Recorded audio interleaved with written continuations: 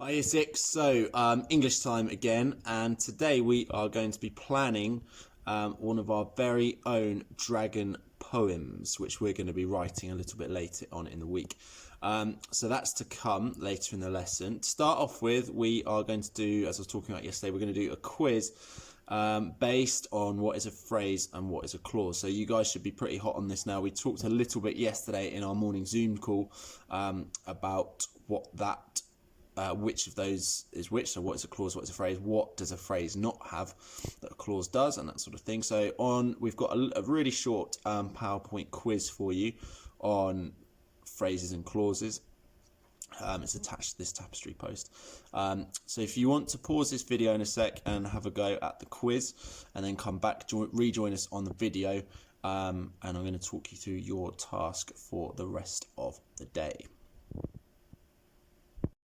Okay, I hope you did all right with the phrases and clauses task year 6. So, attached to this tapestry post is a file called Dragon Images, which is a PDF. And if you open it up, there are 6 images of various different dragons on it, of different colours and at different stages of life as well.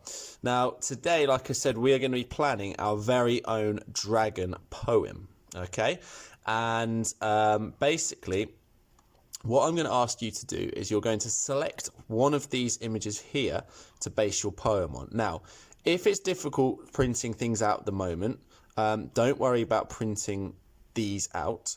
Okay, you can do the activity which I'm going to get you to do without doing any printing. Okay, if you are able to print and it's not too much of a challenge, then you can print this sheet out, and selecting one of these dragon images, you're going to stick them in the middle of a page in your book, in the middle just like this, and you're going to annotate around it using commenting on its appearance and how it moves, its personality as well maybe, so that you've got all these lovely descriptions of this dragon, which tomorrow we're going to build on and we're going to turn into a poem. Now, if you want to select your own image of a dragon off Google Images, or if there's a particular dragon from a film or a book that you really enjoy that you would like to use, then you can do that as well. Okay, but however, if you want to use the images that we've provided for you, that's absolutely fine as well. So just to reiterate, if you don't want to print out, it's too much hassle to print, that's absolutely fine.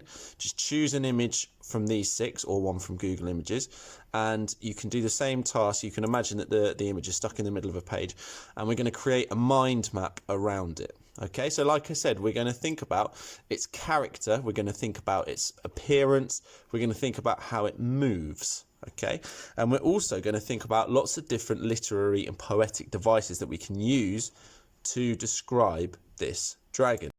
So here I've got 3 examples of what I'm looking for you guys to do tomorrow. Now, you can do obviously, I'm hoping you'll need to do more than just 3 bits of description about your dragon, because we're looking for your poem to be at least 2 or 3 stanzas long.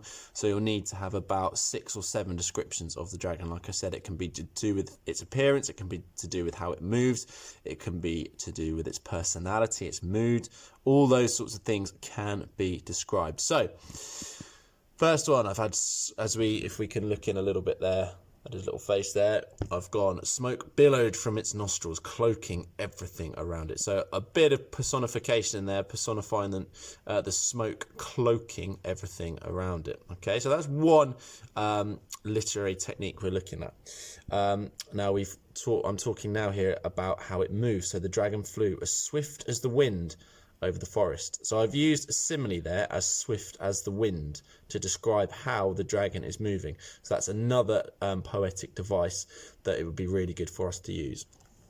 And my final example here, its red scales were rubies glinting in the midday sun. Now obviously I'm saying that its red scales were something that they're not, therefore that is a metaphor. So I've used a metaphor in there to complete my description of the dragon.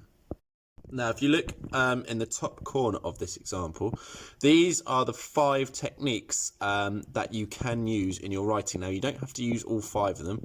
However, it'd be brilliant to see you use some of them, particularly simile, metaphor, and personification. See if you can use those in your own writing.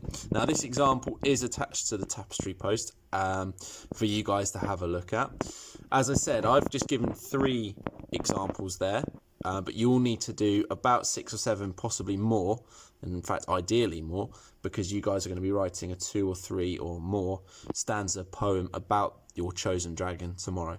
So to recap, you are going to use either one of these images of a dragon, or one you've got yourself from Google, or a favourite story of yours, a favourite book of yours, a favourite film of yours, and you are going to brainstorm a mind map around the outside ideas of descriptive ideas about this dragon. You're going to use these 5 poetic techniques here, and once you've done that, Mrs. Draker and I would love to see your work, your planning work on Tapestry afterwards.